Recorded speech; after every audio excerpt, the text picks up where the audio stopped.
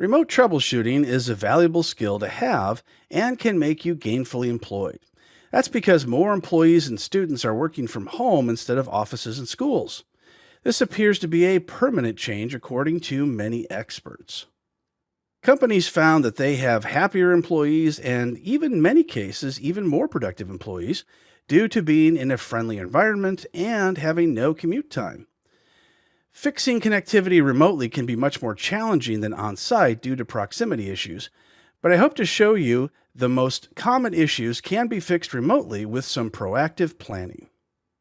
I will be focusing on several areas of remote troubleshooting in this course.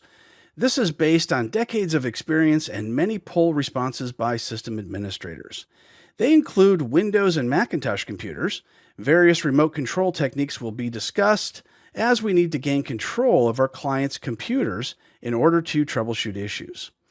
We'll also look at wireless problems. Most home users are no longer using wired connections.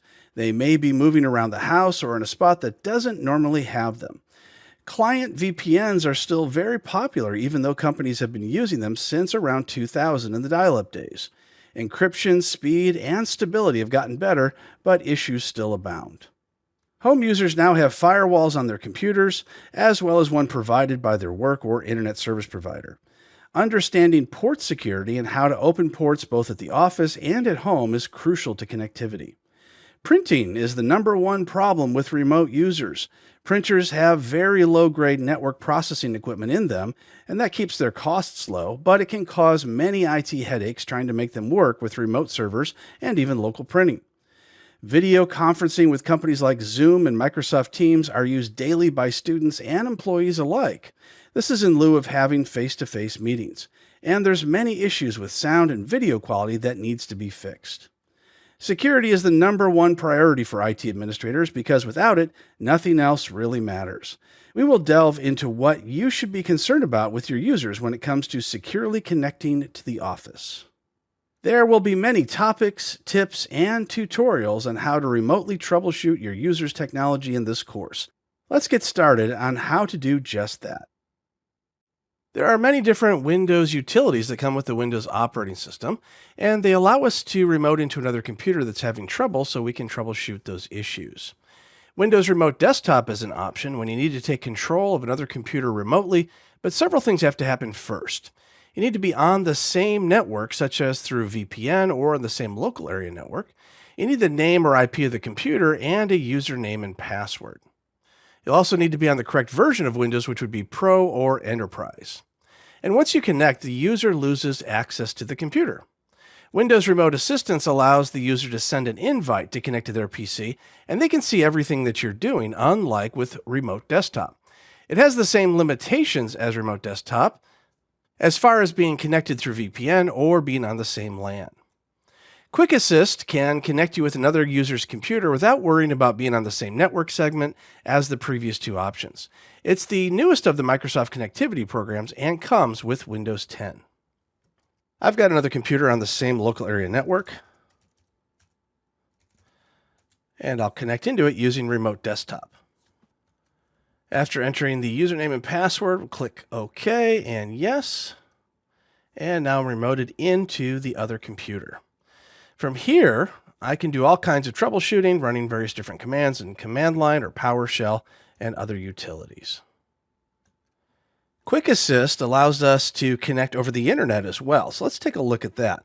I'm going to type in under the search, Quick Assist. There it is. And I'm still in Remote Desktop just so I can show you the Remote Desktop as we set up Quick Assist. Now we need to do the same thing from our local computer.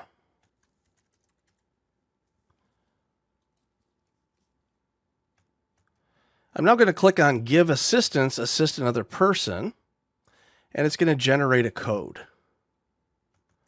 There's my code, and we can see it's going to expire in under 10 minutes. I'll type that in and click Share Screen. And now we see it's connecting. I can take full control, or I can choose to view screen only without having full control. So I wouldn't be able to click on all the different options. I'll choose full control. And on the remote computer, I'll click on Allow. And now we can see I'm remoted in using Quick Assist. And I should be able to click on any one of these icons, which I can. And now the user can also see what it is that I'm doing. And I can do this over an internet connection. So I don't have to be in through VPN. I don't have to be on the same LAN. I can just do this from anywhere in the world. We also don't need to make any changes to the Windows firewall or the firewall of our internet provider. Microsoft has several valuable remote connectivity tools that come with the operating system that the administrator can use to connect to other computers, whether they are local or remote. These are great free troubleshooting tools that comes with Windows. Instead of using built-in tools for Windows and Macintosh for remote control, you can gain additional features by using some third-party products as you see here.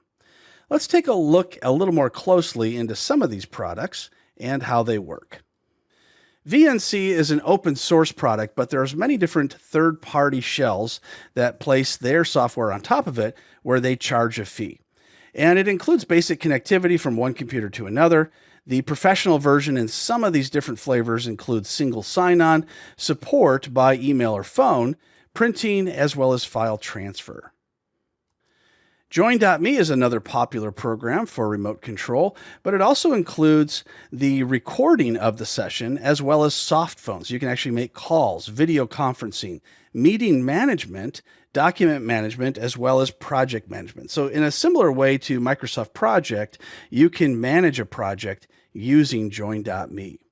LogMe and Rescue has been around for about a decade, and they cost $8.25 per month, and that includes 10 computers per user. So if you have a single user, they can use many different devices with it, which is much different than Join.me or VNC. And the features are going to be different as well. Besides sharing the desktop, you have chats with users.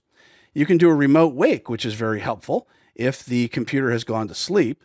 Multi-user management, printing, sound copy and paste, remote reboot, and others. I would say that the remote wake-up capability is probably the best feature here that differentiates itself from some of the other products because it allows administrators to manage the computer even when the user is not around. ScreenConnect is another computer product that works in a similar way to LogMe and Rescue as far as remote control goes, but it's $19 per month and it has higher-end plans with even more features. And it includes copy and paste, file transfer, printing, and all these other things that you see here, including you can connect up to 10 PCs from one computer. So that means the administrator can connect to 10 other computers all at one time, and it also includes remote meetings. So you can see how these features vary from product to product. And here's another one called TeamViewer that's been around for a while, and it's free for personal use, which is really nice, which these other products don't have except for VNC in the open source version. And it's $49 per month for the commercial package. And besides remote connectivity, it also allows copy and paste, file transfer, printing, as well as mass deployment. Now, the mass deployment is a nice feature to have because if you'd like to push this out to many different users using System Center Configuration Manager or a script or group policy, you can do that in a way you can't do this with other products. And inventory is really helpful because it allows you to take a look at all the different software products, applications, things like that, that are on a remote computer. And then it can report back to you, and that way you can see if you're in compliance with all of these licenses. And then there's Chrome Remote Desktop. Now, this is a free product from Google. It's very basic, however. It has a few features, such as the ability to remote into other computers, as many computers as you want. There are some paid options, but even the paid options, they're still limited compared to these other commercial products. However, it's very quick and easy to connect to a remote PC. You can do it within a few seconds, and you don't need to open up any firewall ports to do so. There are dozens more products out there, and all have different features and options. However, these are some of the most popular brands that have a good track record for security and connectivity, along with their costs and